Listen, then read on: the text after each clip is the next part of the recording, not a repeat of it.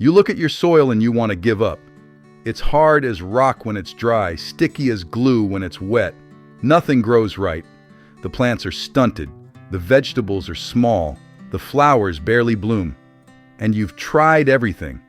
Bags of soil conditioner, bottles of liquid fertilizer, even rototilling until your arms ached and your back gave out. And the soil is still the same as it was the day you started. You wonder if you're just not cut out for gardening.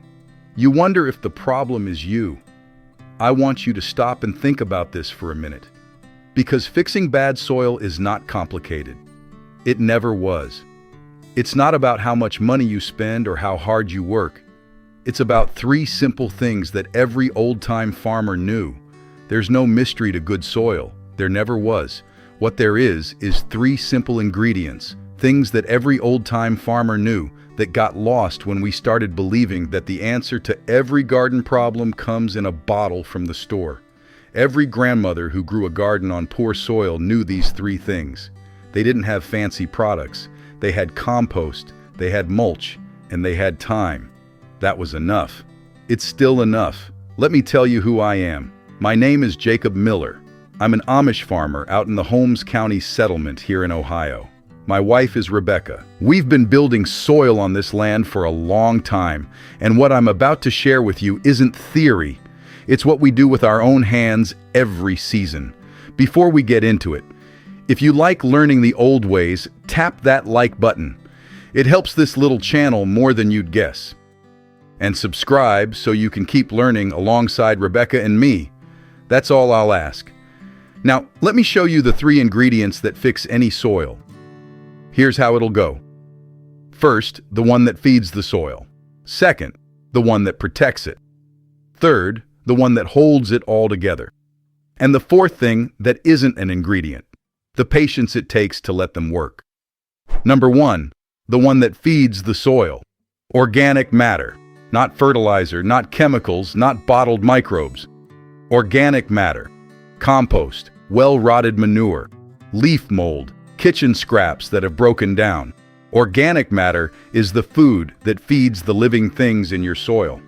And those living things, the bacteria, the fungi, the earthworms, are what actually build good soil.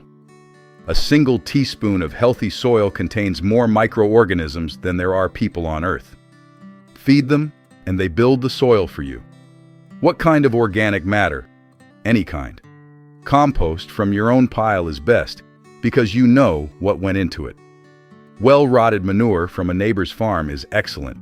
Leaf mold, just leaves that have sat in a pile for a year, is pure gold. Even green mulch from your grass clippings works. The important thing is to keep adding it. Spread 2 to 3 inches of good compost on your garden every year, and you'll see the difference. The soil will get darker, looser, richer. It will hold water better. It will smell like earth instead of dust. The first year you do this, the change is small. The second year you'll notice. The third year, you won't believe it's the same ground. Number 2, the one that protects it. Mulch. Not a thin decorative layer, but a real blanket of organic material. Straw, hay, wood chips, shredded leaves. Mulch does 3 things that nothing else can do. First, it keeps the soil cool in summer and warm in winter. It insulates just like a blanket on a bed. Second, it holds moisture so you don't have to water as often. The water that would evaporate in hours from bare soil stays available for days under mulch. Third, it feeds the soil as it breaks down on top, adding organic matter slowly and steadily all season long. A thick layer of mulch, at least 4 to 6 inches, is the difference between soil that bakes in the sun and soil that stays alive. The forest has been mulching itself for millions of years. Every leaf that falls is a layer of protection. I've never seen a forest floor that was tilled, fertilized, or sprayed.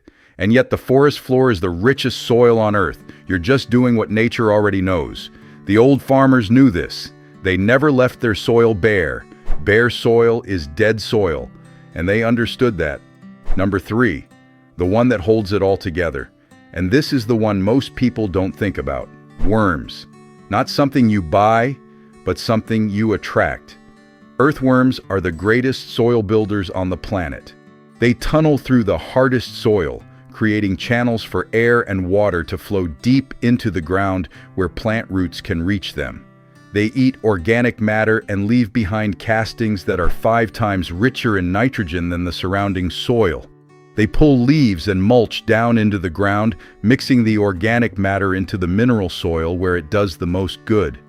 The way to get worms is simple. Stop tilling, add organic matter on top, keep the soil moist with mulch, and they will come. A single worm can process its own weight in soil every day.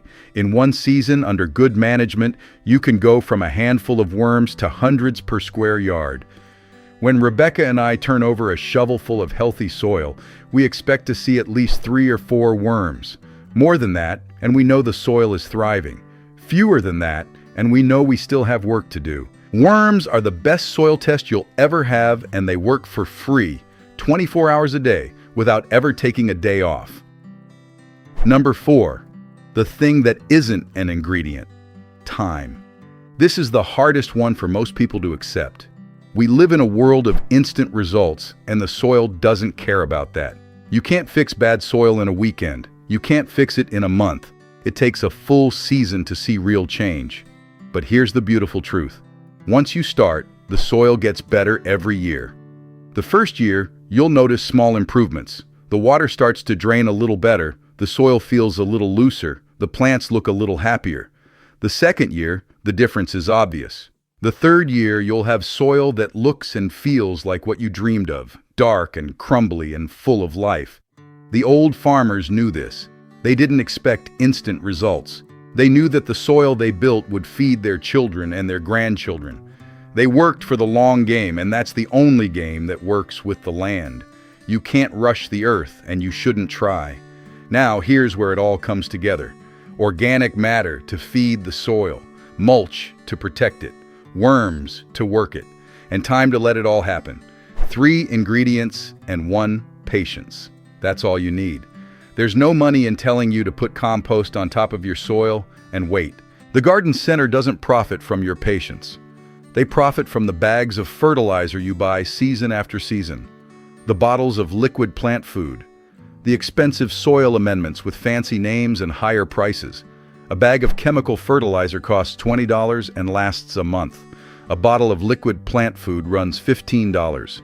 A season of feeding your soil with synthetic products can run $100 or more, year after year, without ever fixing the underlying problem. The knowledge of the 3 simple ingredients quietly disappeared from the common wisdom, and a whole country learned to buy their way to good soil instead of building it. The universities don't teach it because there's no corporate sponsor for compost.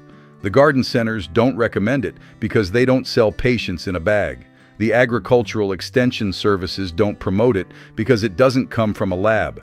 And every spring, millions of people go out and buy products that don't fix the problem, while the answer is lying in a pile of leaves in their own backyard, free for the taking.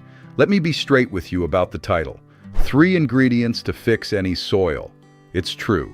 Organic matter, mulch, and worms are the 3 things that every soil needs, whether it's clay, sand, or something in between. The old Amish gardeners know this secret.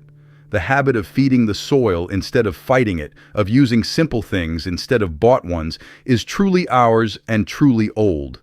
But it takes time. If you want a quick fix, this isn't it. If you want soil that gets better every year for the rest of your life, this is the only way. Let's do the math.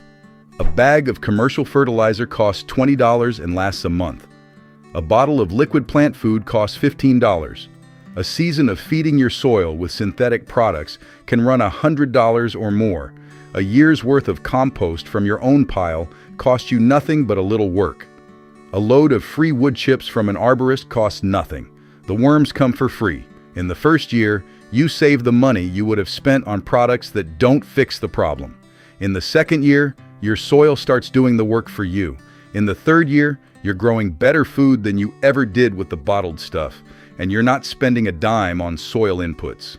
The old way is cheaper from the start, and it only gets cheaper as your soil gets better. The money you save stays in your pocket, where it belongs. So, here's what I'd have you do this week. Find 1 bed, just 1. Don't try to fix the whole garden at once. Pick the worst spot, the one that's given you the most trouble. Spread 2 inches of compost on top of it. Not dug in, not tilled, just laid on the surface. Cover it with 4 inches of straw or shredded leaves. Water it well so the moisture gets down into the soil, and leave it alone. Don't till it, don't dig it in, don't disturb it. In 1 month, lift up a corner of that mulch and see what's happening underneath. You'll find the soil is moist, cool, and full of worms. Plant something in that bed next spring and compare it to the bed you didn't treat. The difference will be plain to see, and you won't have spent $1 on products that don't work. Bring the little ones in on it. Let them help spread the compost. Let them dig for worms and count them. Let them see that the soil is a living thing, not dirt to be conquered. They'll learn that good things take time, that the simplest solutions are often the best, and that the ground under their feet is full of life that's working for them. Now, I'd love to hear from you. Tell me in the comments, what's the worst soil you've ever tried to grow in? And what worked to fix it? Share your story down there. Those lessons are worth more when they're shared, and I read everyone. Next time, I'll show you how to make the best compost you've ever had, using things you've been throwing away, the old Amish way. It's the natural step after today. Until then, look at your soil differently. It's not dead dirt. It's a living thing waiting to be fed. Add the organic matter, lay down the mulch, let the worms do their work, and give it time. That's all it takes. 3 ingredients and 1 patience. The old farmers knew this, and now you do too. Give your soil what it needs, and it will give you back more than you ever imagined, season after season, year after year, for as long as you tend it. The garden you'll have in 3 years starts with the compost you spread today.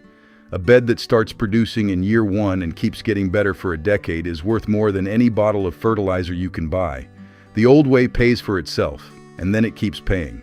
Your soil is waiting for you to start. Go begin. Feed the soil, and the soil feeds you. That's the bargain. Start today, and in 3 years, you'll have soil that your grandchildren will thank you for. That's the promise of the old way. It's the oldest contract there is. That's the old way, and it never fails. Trust the process. It works. It always works.